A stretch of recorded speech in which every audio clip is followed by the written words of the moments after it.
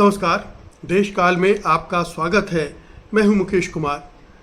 दोस्तों, एक बार फिर से ये साफ हो गया है कि अमेरिका जो अपने आप को सुपर पावर कहता है, महाशक्ति कहता है, और उसके राष्ट्रपति डोनाल्ड ट्रंप जो अपने आप को सर्वशक्तिमान मानते हुए दुनिया पर अपनी चौधराहट कायम करने की बात करते हैं, वो कितना डरा हुआ है, कितना बेबस है, कितना असहाय है। छोटे मुल्कों पर, कमज़ोर मुल्कों पर तो वो अपनी दादागिरी दिखा देते हैं, लेकिन जब बड़े मुल्कों की बात आती है, चीन की बात आती है, रूस की बात आती है, तो उनकी सिट्टी पिट्टी गुम हो जाती है, वो कुछ नहीं कर पाते। अब ये नया संदर्भ इसका ये है कि अमेरिकी राष्ट्रपति डोनाल्ड ट्रंप ने रूस को धमकी दी है कि अगर उसने 50 दिनों में युद्ध विराम न किया तो वो उसके खिलाफ कड़े आर्थिक प्रतिबंध लगाएंगे। यहीं से ये सवाल उठने लगा है कि आखिरकार डोनाल्ड ट्रंप तुरंत प्रतिबंध क्यों नहीं लगा रहे हैं, और इतने सारे जो प्रतिबंध पहले से लगाए हुए हैं अमेरिका ने रूस पर, वो काम क्यों नहीं कर रहे हैं, और प्रतिबंधों की ज़रूरत क्यों पड़ रही है, और वो भी 50 दिनों के बाद लगाने की बात कर रहे हैं। वो यूक्रेन की तरफ से रूस के खिलाफ कोई कार्रवाई क्यों नहीं कर रहे हैं। ये कुछ सवाल हैं जो बताते हैं कि ट्रंप की जो मजबूरी है वो क्या है। आइए समझते हैं पहले कि ट्रंप ने ये जो 50 दिन का अल्टीमेटम दिया है उसके मायने क्या है, उसे कितनी गंभीरता से पुतिन लेंगे, रूस लेगा, और अंतर्राष्ट्रीय बिरादरी उस पर इतनी संजीदगी से विचार करने को क्यों तैयार नहीं है, बल्कि जो उनके यूरोपीय सहयोगी देश हैं वो भी इसे बड़ी गंभीरता से नहीं ले रहे हैं, बल्कि इसका मजाक उड़ा रहे हैं कि 50 दिन का लंबा समय क्यों दिया गया। हफ्ते, 15 दिन, महीने भर ये काफ़ी होते, लेकिन 50 दिन का समय दिया गया। तो क्या डोनाल्ड ट्रंप को ये एहसास हो गया है कि हफ्ते, 15 दिन और महीने भर की धमकी से बात बनेगी नहीं, पुतिन उनकी सुनेंगे नहीं, रूस उनकी मानेगा नहीं, और इसलिए उसे थोड़ा लंबा टाइम दिया जाए। या फिर उन्हें लगता है कि पुतिन को मौका दिया जाए, जितनी ज़मीन वो हड़प सकते हैं यूक्रेन की, जितनी ज़मीन पर कब्ज़ा कर सकते हैं, जितना यूक्रेन को कमज़ोर कर सकते हैं, कि जितना ज़ेलेंस्की का पक्ष कमज़ोर कर सकते हैं, कर लें। उसके बाद युद्ध विराम किए करें। यानी वो परोक्ष रूप से पुतिन की मदद कर रहे हैं, रूस की मदद कर रहे हैं, और यूक्रेन के खिलाफ काम कर रहे हैं।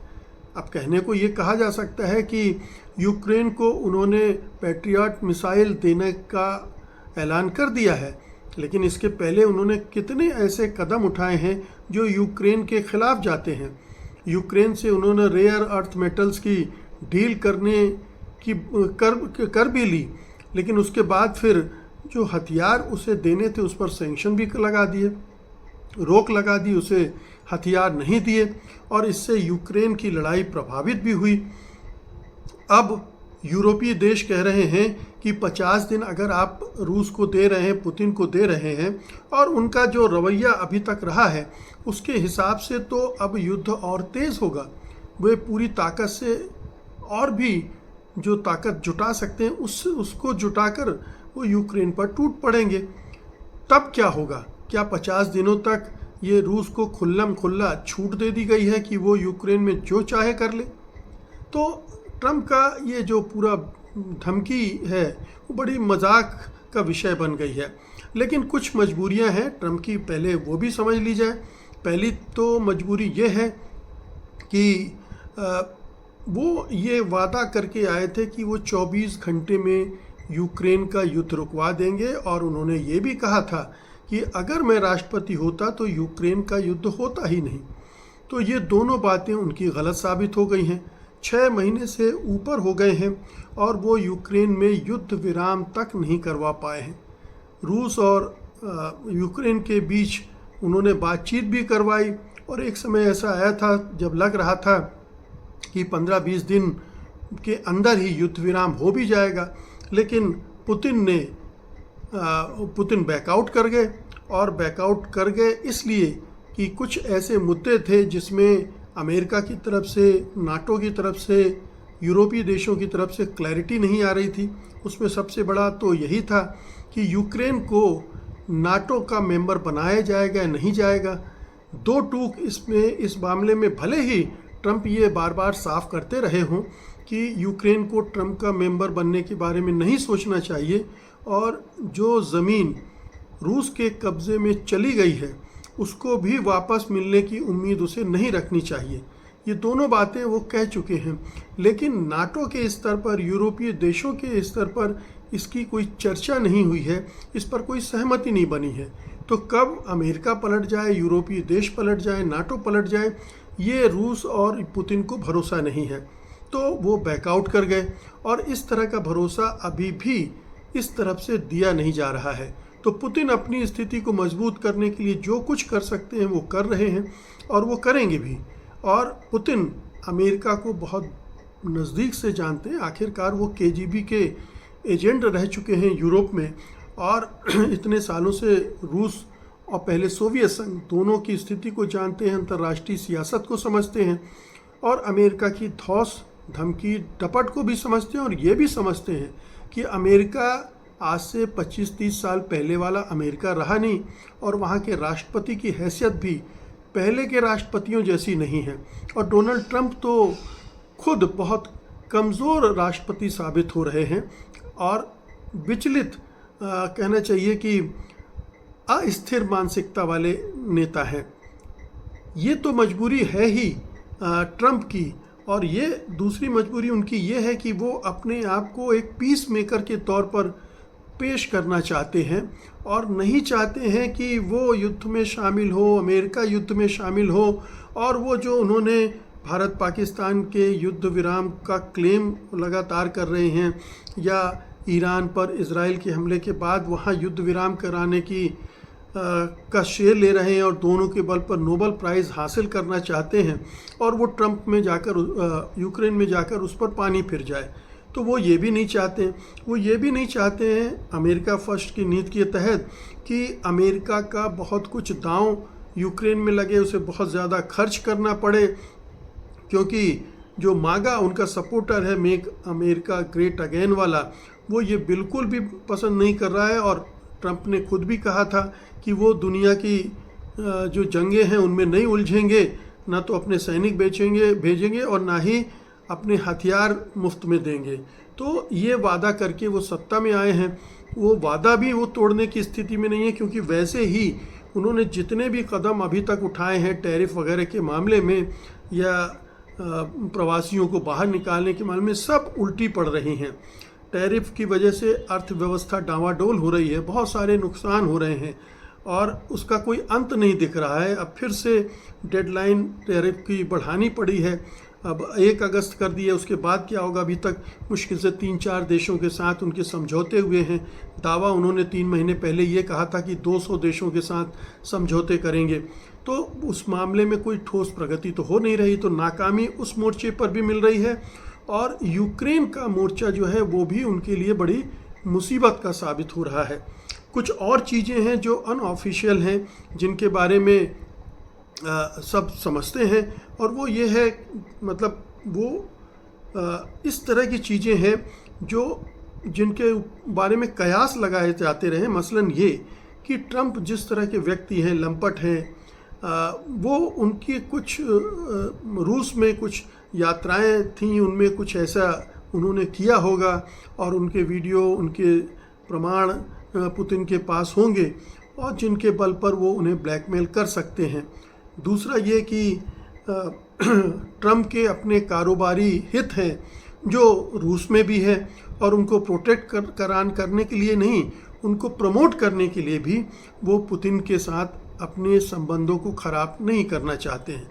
तो बावजूद इसके कि पिछले 1-1.5-2 महीने से रूस के प्रति ट्रंप का रवैया बदला है, वो बार बार धमकियां दे रहे हैं, पुतिन को भला बुरा कह रहे हैं, उन्हें हत्यारा तक कह चुके हैं, लेकिन इसके बावजूद वो कार्रवाई के स्तर पर बहुत सख्त नज़र नहीं आ रहे हैं। तो इतने सारे कारण जुड़ गए हैं इनके पीछे, और 50 दिनों का जो समय उन्होंने दे दिया है उसका भी मतलब यही निकलता है कि वो अभी भी पुतिन के साथ टकराना नहीं चाहते हैं।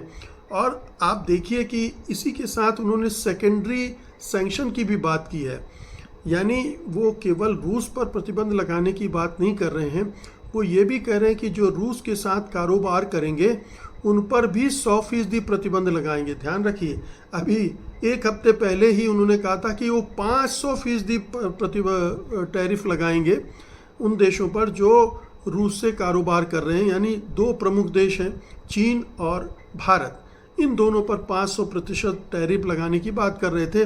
वो घटकर वो इस घोषणा या इस धमकी के समय 100% पर आ गए हैं। तो वो रूस के पर आर्थिक दबाव बनाना चाहते हैं, रूस की अर्थव्यवस्था को कमज़ोर करके पुतिन को मजबूर करना चाहते हैं।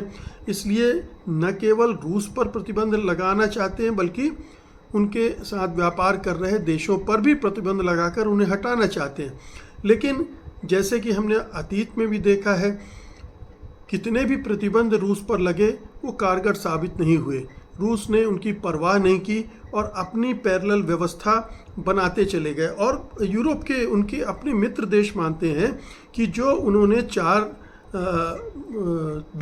50 दिनों का समय दिया है, उससे ट्रंप अपनी और भी पैरेलल व्यवस्था बना लेंगे और उनको फ़र्क नहीं पड़ेगा इन सैंक्शन से। चीन को अमेरिका के सैंक्शन से फ़र्क नहीं पड़ेगा। चीन अपनी व्यवस्था पहले ही कर चुका है और चीन से टकराना पुतिन के बस की बात नहीं है, ये भी साफ हो गया है। वो उसके सामने सरेंडर कर चुके हैं टैरिफ के मसले पर। कहाँ 150% टैरिफ लगाने की बात कर रहे थे, अंत में 30% पर बात समाप्त हो गई। तो चीन धमकी में नहीं आने वाला है। धमकी में भारत आ सकता है लेकिन शायद वो भी नहीं आएगा। इस मामले में भारत ने पहले भी अमेरिका की अवहेलना की है। अमेरिका ने दबाव डाला था कि रूस से S-400 जो मिसाइल डिफेंस सिस्टम है वो न खरीदे, लेकिन भारत ने खरीदा। लेकिन अमेरिका की हिम्मत नहीं हुई कि वो भारत पर आर्थिक प्रतिबंध उसके लिए लगाए। इसके बाद रूस से वो लगातार पिछले 4-5 महीनों से सस्ता तेल खरीद रहा है और अमेरिका कुछ नहीं कर पा रहा है। तो ये जाहिर है कि ये जो धमकियां हैं, ये गीदड़ भभकियां ज़्यादा हैं, बंदर घुड़कियां ज़्यादा हैं, ये असर नहीं करने वाली हैं और ट्रंप जो हैं असहाय बेबस से ही नज़र आएंगे 50 दिनों बाद भी।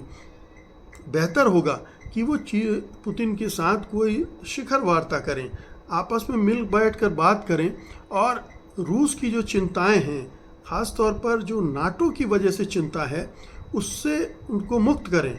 नाटो के प्लान को वो रेस्ट्रिक्ट करें कि वो रूस के लिए ख़तरा पैदा न करे। अब ये रूस सोवियत संघ के ज़माने वाला रूस तो है नहीं, तो उस तरह की जो कोल्ड वार के समय जो स्ट्रेटजीज बनाई गई थी, वैसे तो नाटो की ही ज़रूरत नहीं है। जिस तरह से वार्सा पैक्ट ख़त्म हो गया सोवियत संघ के ख़त्म होने के बाद, और वैसे ही कोल्ड वार ख़त्म होने के बाद नाटो को भी ख़त्म हो जाना चाहिए। ट्रंप की बहुत दिलचस्पी भी नाटो में नहीं दिख रही है, लेकिन और वो इसीलिए अपना हिस्सा कम करना चाहते हैं और यूरोपियन देशों पर दबाव डाल रहे हैं कि वो 5% तक अपने बजट का नाटो पर खर्च करें। इस पर सहमति भी बन गई है, लेकिन सब जानते हैं कि सहमति बनना एक बात है, उस पर अमल करना दूसरी बात है। तो यूरोपीय देश भी उस खर्चे को बढ़ाने के हक में नहीं हैं। और यूक्रेन के मामले में ठीक है कि यूरोपीय देश एक कमिटमेंट दिखा रहे हैं, लेकिन वो भी एक हद से ज़्यादा जाकर अपनी अर्थव्यवस्था को नुकसान पहुंचाकर यूक्रेन की मदद करने को तैयार नहीं है, बल्कि वो भी इंतज़ार कर रहे हैं कि किसी तरह से यूक्रेन का वार ख़त्म हो तो वो रूस से जो सस्ती गैस और सस्ता तेल मिल रहा था, जो सप्लाई बंद कर दी गई आर्थिक प्रतिबंधों की वजह से, वो फिर से शुरू हो जाए तो उनकी अर्थव्यवस्था को थोड़ा सा सहारा मिले। तो वो तो रूस की तरफ उस नज़रिए से देख रहे हैं। हालांकि जो जब खुलेआम बात होती है तो वो यूक्रेन का पक्ष लेते हैं, यूक्रेन को हथियार देने की बात करते हैं, यूक्रेन को नैतिक समर्थन देते हैं, यूक्रेनी राष्ट्रपति जेलेंस्की को बुलाकर अपने तमाम संगठनों के समारोहों में शामिल करते हैं। लेकिन इससे तो यूक्रेन का कोई भला हो नहीं रहा है, यूक्रेन का नुकसान ही हो रहा है। उधर पुतिन इस सब की वजह से अपने आप को युद्ध विराम के लिए तैयार नहीं कर पा रहे। तो पुतिन अगर सचमुच में ये चाहते होते तो 50 दिन की डेडलाइन न रखते, वो 2-3 दिन, 1 हफ्ते में रूसी राष्ट्रपति के साथ बात करके और शिखर वार्ता करते और कंडीशन को फाइनल करते। पुतिन निचले स्तर के अधिकारियों को इसमें लगा रहे हैं और अमेरिका, ट्रंप भी निचले स्तर को लगा रहे हैं, वो भी निचले स्तर के लगा रहे हैं और इस वजह से बात आगे नहीं बढ़ पा रही है। ये शिखर स्तर पर ही समस्या सुलझ सकती है।